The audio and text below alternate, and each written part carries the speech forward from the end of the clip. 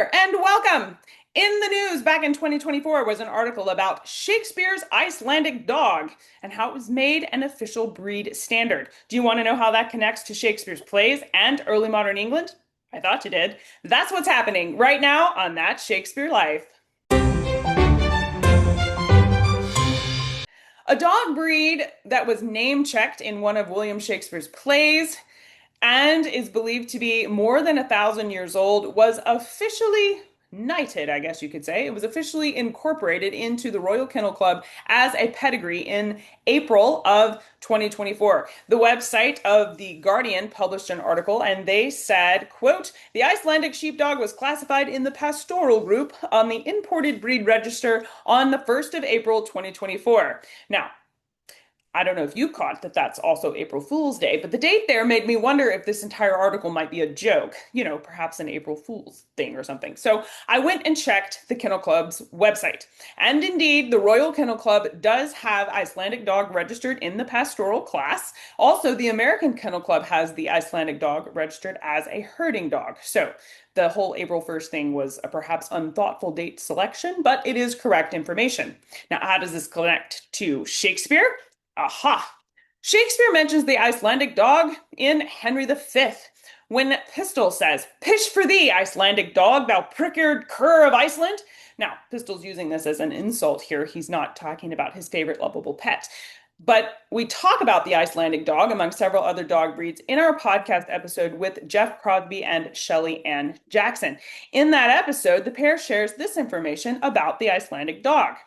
On its own, a cur means a mongrel or a street dog. We know from other comments Shakespeare makes about dogs that he wasn't very fond of them. You have to understand that in those times, most people had a love-hate relationship with animals. Even if you lived in a city, animals were everywhere. This is before cars and tractors, packaged meat, and sterilized milk in the grocery. Any animal that did work or was bred for consumption was readily visible. People used dogs for lots of jobs and let them roam free, so naturally there were tons of stray dogs around. They barked and fought in the streets, went to the bathroom where they pleased, and were generally not friendly. People were often bitten, and many, especially children, could die.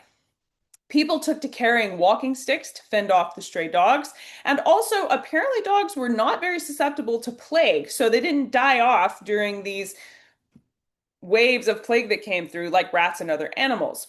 However, they can transmit plague to humans. Given all this, it's no wonder a cur was an insult at the time. If a dog wasn't working, it was viewed as a pest or even dangerous. That may explain why it took until 2024 for the Icelandic dog to become a registered dog breed. Now, if we look at dogs in Iceland at this time, they would have been what's called a Spitz type of dog. So that means having a thick, warm coat. They were stocky, upright ears, and a tail that curls up over the back.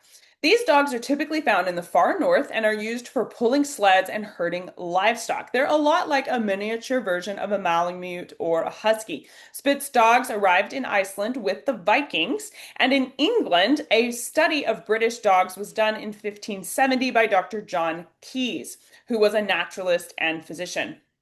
He worked for Queen Elizabeth I. I have a podcast episode on John Keyes if you'd like to learn more about him. I've also heard people pronounce his name Kais.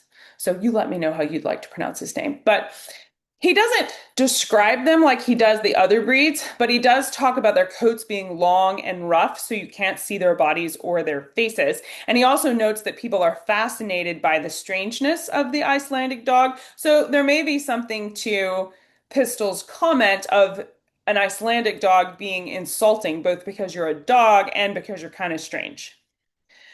As a side note, Keyes' book was the first one written on dog breeds. It was called Of English Dogs, and it was translated and published in English in 1576. You can listen to our entire conversation with Jeff and Shelley on the podcast at CassidyCash.com/episode 159. And if you're really into dogs from Shakespeare's England, you can get the entire 35-page companion history guide all about the different breeds of dogs that are mentioned in Shakespeare's plays, along with the early modern history for each of those animals.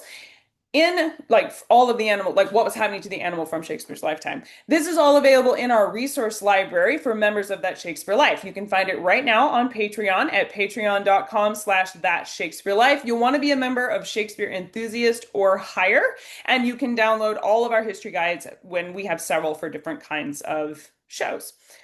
You can see all of that inside Patreon right now. If you don't want to become a member, but you would like this guide, you can also buy this from our Patreon shop, and you don't have to be a member to shop there for the different guides and things we have, but you do get a discount in the shop if you are a member. And for guides like this one, you get access to the whole library of them.